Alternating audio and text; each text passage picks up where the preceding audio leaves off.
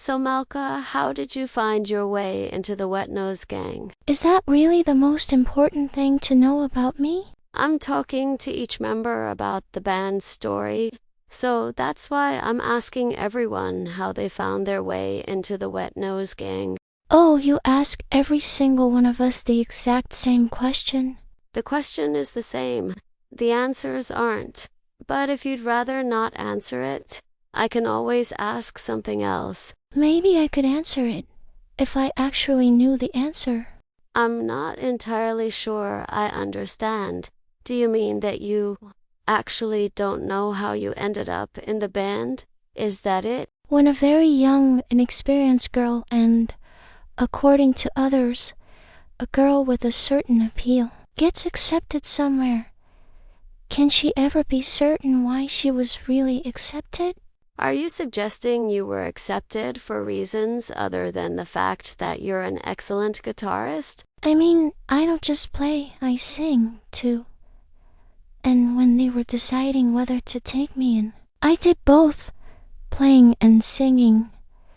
They even told me I had a beautiful voice, a lovely, warm timbre, so naturally I assumed I'd be singing as well. I had the impression that would certainly be part of it. So what you're saying is, you feel your potential as a singer isn't being fully used. Is that right? My potential wasn't used at all. I don't sing. Not even a little. Well, the Wet Nose Gang has only recorded one song so far. Maybe you'll get a chance to sing in the next ones. I wouldn't be so sure. Maybe I'm just the eye candy, you know. The cute girl bouncing around with a guitar, so the thirsty guys have something nice to look at. And is your outfit today in some way a protest?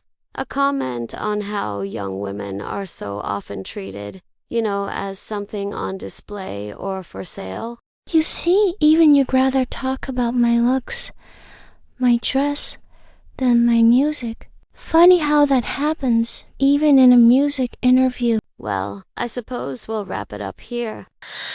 Every morning when I wake, the world tells me what to do. Perfect faces on my screen, saying I should be perfect too. Every picture, every smile whispers who I'm meant to be. But the girl they painted out there, she's not really me. Oh, lucky me, another day in paradise, where every voice is telling me how to shine, how to feel, how to live just right. Lucky me, they say I got the perfect life, but all these ads keep pushing me to be someone I don't even recognize.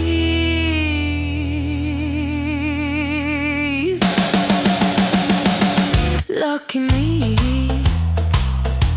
in the paradise.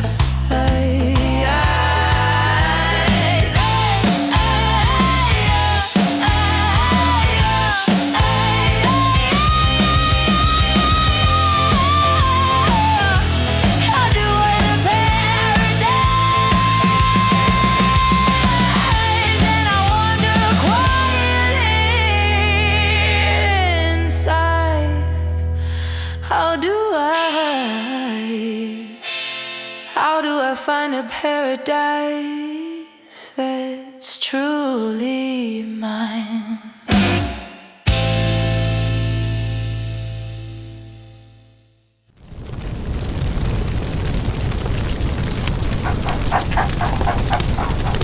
Hermie, how did you start playing the drums? Back at the shelter, there was this old dog who used to jam on empty dog food cans like they were a full drum kit. Totally ridiculous, but the dude had groove. So it was just by chance that you got into drumming. More destiny than chance, if you ask me. Hermie, would you mind looking this way? It helps to keep you connected with the audience. And what's the story behind you ending up in the shelter? Let's just say the guy I used to live with treated me like a real drum kit, and not in a good way. I figured I deserved better than being someone's living percussion set, so the shelter became my next stop.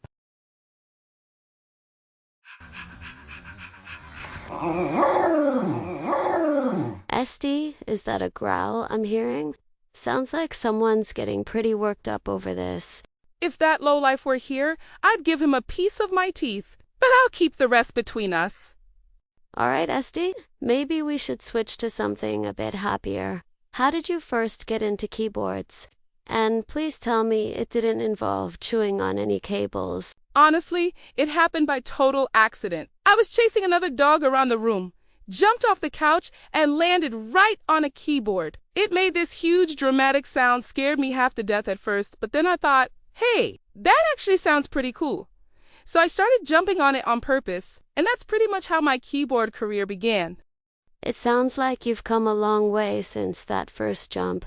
Quite an impressive journey, Esty. And how did the two of you end up joining the Wet Nose Gang? Just like all the Beatles came from the same city, we all come from the same village. I once met John Lennon. Hermie, correct me if I'm wrong, but wasn't Lennon shot decades before you came into the world? Let me put it in simple, logical terms. Buddhists hold that souls are reborn. A reborn soul can take any living form, including an animal. John Lennon accepted that idea. Therefore, if his soul continued its cycle, it could have returned as a dog. And that is precisely the dog I once met. So this little pup here, is he supposed to be the reincarnation of John Lennon? I'm not a puppy, and I'm not Lennon either. I just enjoy hearing that tale. I'm sure we'll circle back to that very intriguing Lennon story eventually, but for now, I just have to ask, what exactly are you two wearing, and why are you dressed like this today? Finally! I thought you'd never ask. We're shooting a music video about 1950s American commercial ladies. Big hair, big dresses, big smiles, the whole perfect housewife fantasy. And trust me, things are about to get very interesting. And of course, darling, we'll also see whether a lady's smile, that little sparkle she wears on her lips, truly makes her any happier. I'll be waiting eagerly to see the results of your work. Thank you both for the interview.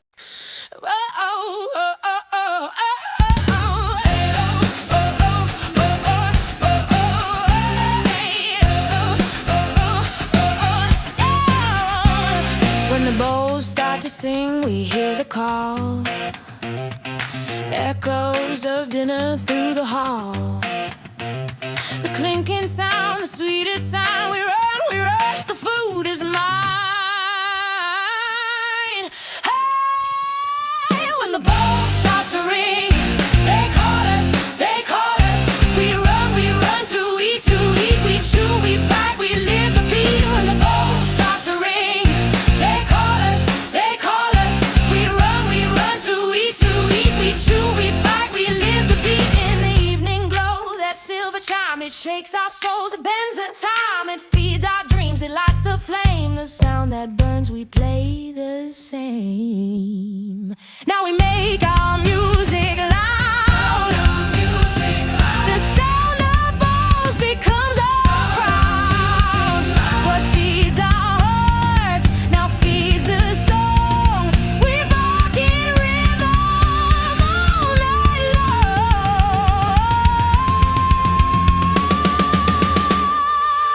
Hey, when the bowls start to sing, they call us, they call us.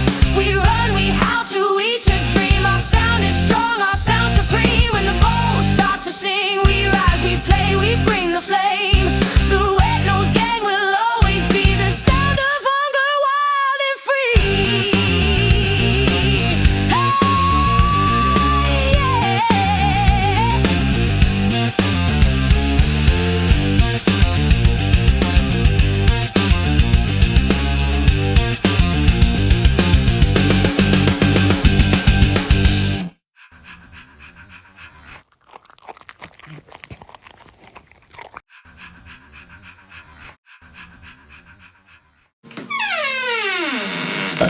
Gobi, when did you join the Wet Nose Gang? I couldn't join the Wet Nose Gang because I created the Wet Nose Gang. You really should have prepared better for an interview with the band's leader, the front woman, no less. I'm so sorry. I thought it was your manager's idea. All right, then could you tell us the circumstances in which you first came up with the idea to form the Wet Nose Gang?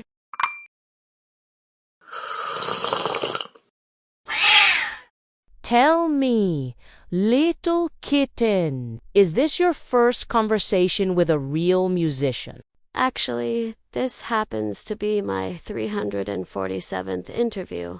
If you've really done that many interviews, you should know the music scene. You should know who's who. You should know who counts and who don't mean a thing. You should know who might become a star. You should hear it in a voice you see. And if you're listening very closely now, you'll know that star is me.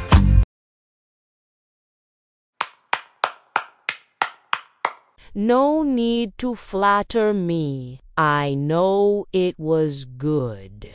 No, really, I meant it. I liked it. It was, well, surprising. And you think that was my manager's idea? Does it really matter whose idea it was? What matters is that the audience might enjoy it. Maybe in your tiny journalistic bubble, it doesn't matter who grabs what from whom. But in the artistic world, ownership is sacred. Really? Are they? Because from what I've seen, plagiarism shows up in the artistic world quite often. Do you have a specific example in mind, or are you just speaking in general? Perhaps we could return to the main topic of our conversation, the history of the Wet Nose Gang. I've heard you're working on a music video set in the world of 1950s American advertising. Is that why you're wearing that bathrobe that looks straight out of an old catalog? Is it part of the styling? Straight out of an old catalog. Are you implying I can't even choose my own bathrobe, that someone has to style me like a prop for a music video? Oh, no, that's not what I meant at all. I only wanted to say, I was trying to say that, well, what I meant was, little kitten in her chair, acting like she doesn't care, little pause and little smile, thinking she's a pro all the while, but a kitten's still a kitten, just a fluff who's barely written, trying hard to play the part, but she's just a kitty, not real art. Thank you for the interview. I'm flattered that my modest presence can inspire such playful creativity and such truly one-of-a-kind originality.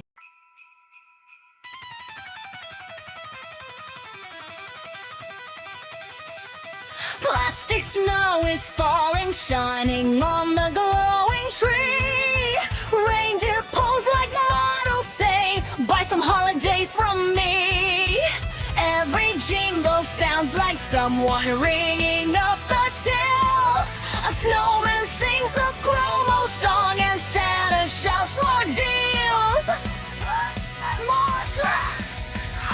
They're selling joy, selling cheer, buy your Christmas atmosphere. They're selling joy, selling cheer, buy your Christmas atmosphere. Cats in sweaters on the billboard, dogs in bows beside a cell, tiny reindeer in the window, blinking in a festive tale. Neon bells are louder than the carols from last year. Santa with a QR banner, shouting loud for all to hear. They're selling joy, selling cheer, buy your Christmas atmosphere. They're selling joy, selling cheer, buy your Christmas atmosphere.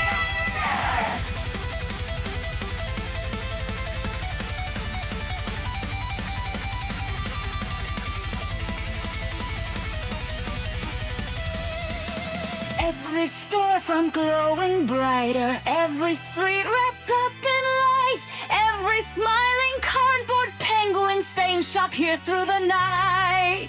Glitter storms and plastic garlands fill the early winter air, and everywhere you look it whispers buy your holiday to wear.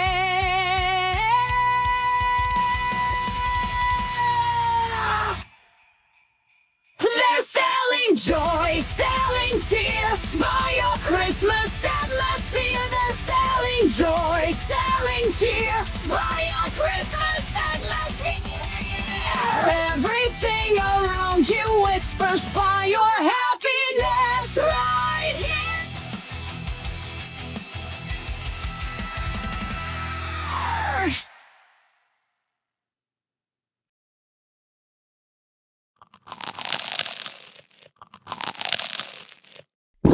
Why did you record that kind of song for the holidays? That kind of song?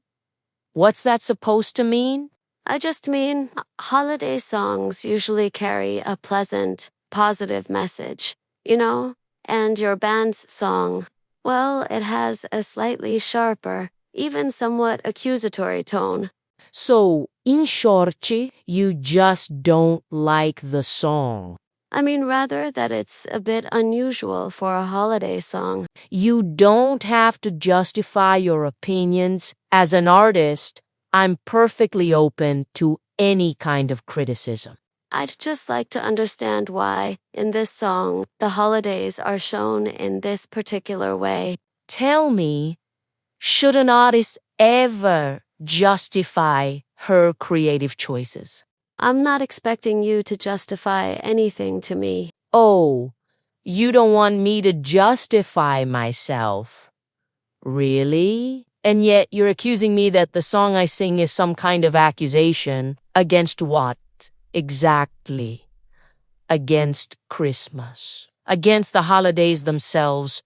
I meant an accusation against our tendency to turn Christmas into pure consumerism. Don't you think listeners should hear the song themselves and decide what it is and what it isn't? Thank you for finding the time to talk to me amidst all this joyful holiday hustle. Thank you for listening. Even during the holiday season, I do try to be polite to everyone. And now, dear viewers, I invite you to listen to the holiday song, perhaps even the holiday hit, by the Wet Nose Gang. The song is titled, oh, I've forgotten.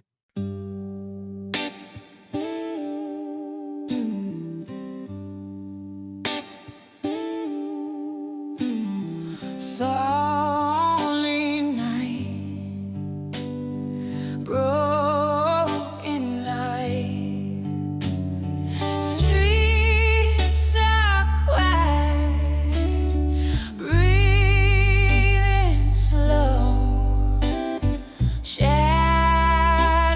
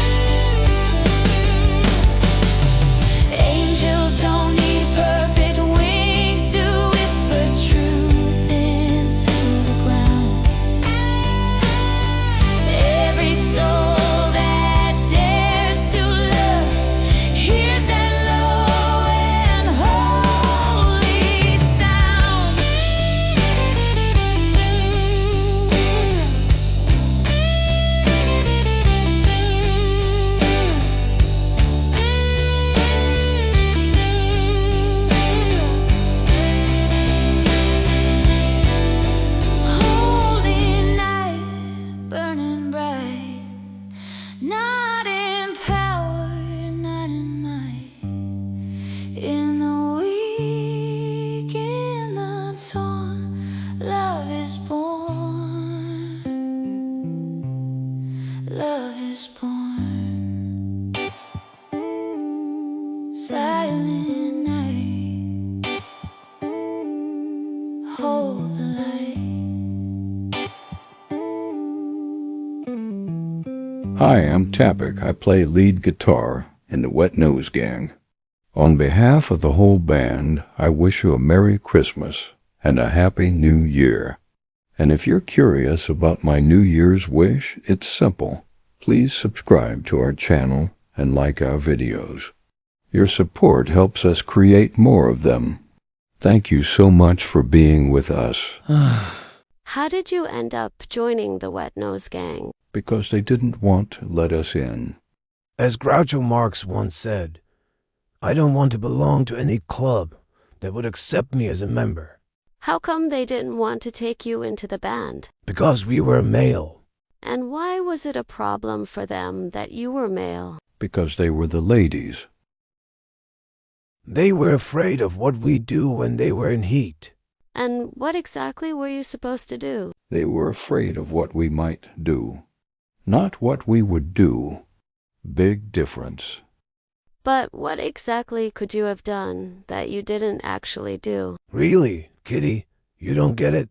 I understand, doggy, perfectly. But you're neutered, aren't you? Back then we weren't. We were still full males. You're not trying to tell me you got yourselves neutered just to be accepted into the band, are you? Our manager convinced us it was the only way. The only right way for our career to finally take off. What kind of arguments did your manager use to convince you to take such a drastic step? In the age of AI, you can create any fake image you want. So real dogs playing real instruments aren't needed anymore. That's the world now. Were such drastic measures really necessary? Couldn't you simply promise to behave appropriately? We are only men. We were men. Now we're just... Was it really worth sacrificing that much? Just listen to how we play and decide for yourselves. Please say it again, but this time look straight into the camera, as if you were speaking directly to your audience. Just listen to how we play and decide for yourselves.